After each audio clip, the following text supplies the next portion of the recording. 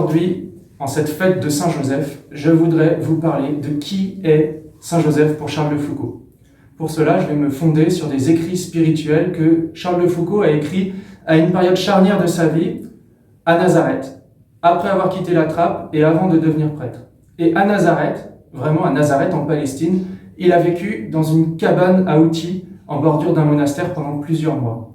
Et à Nazareth, dans cette cabane à outils, il va chercher à vivre profondément de l'esprit de la Sainte Famille, à vivre profondément de cet esprit de Nazareth dont il va faire un phare, une lumière pour toute sa vie jusqu'à sa mort en 1916. Qui est Saint Joseph pour Charles de Foucault? Eh bien, la première réponse est un étonnement. Pour Charles de Foucault, Saint Joseph n'est pas avant tout un travailleur. Bien sûr, Charles de Foucault sait que Joseph est un artisan, sait que Joseph est un charpentier qui a aidé la Sainte Famille à se soutenir matériellement.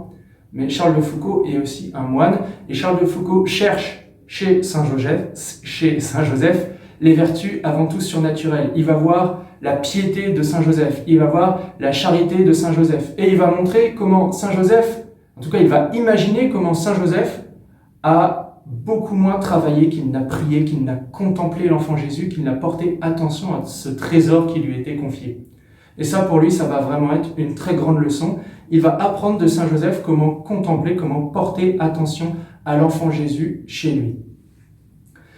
Mais Charles de Foucault ne s'arrête pas là. Et si Saint Joseph a une très grande vertu de pauvreté, si Saint Joseph a une très grande vertu de piété, Charles de Foucault montre que Saint Joseph a aussi une très grande vertu d'obéissance. Et il va s'aider d'un détail des Écritures, c'est la grande généalogie de Jésus dans le chapitre 1 de l'Évangile selon saint Matthieu. Et dans cette grande généalogie, il nous est dit que le père de Saint Joseph s'appelait Jacob. Alors il va se servir de cette homonymie avec le grand patriarche Jacob Israël pour montrer que Saint Joseph, dans les difficultés de sa vie, en fait, va se comporter comme Abraham, comme Isaac, comme Jacob.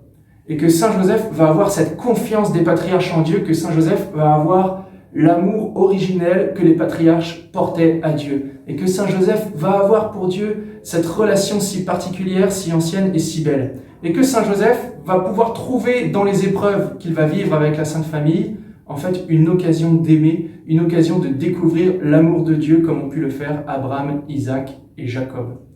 Et Charles de Foucault va essayer de vivre profondément ça, de ne pas s'attrister des pesanteurs, ne pas s'attrister des épreuves de sa vie, mais au contraire en faire des croix vivifiantes pour toute sa vie monastique. Donc il s'imagine les hôtelleries perdues sur la route de l'Égypte, il s'imagine les chemins défoncés et très dangereux où vont s'enfoncer Saint Joseph et la Sainte Vierge Marie en portant l'enfant Jésus, chacun à leur tour, pour mieux le contempler, pour mieux le tenir, pour mieux l'avoir dans leurs bras.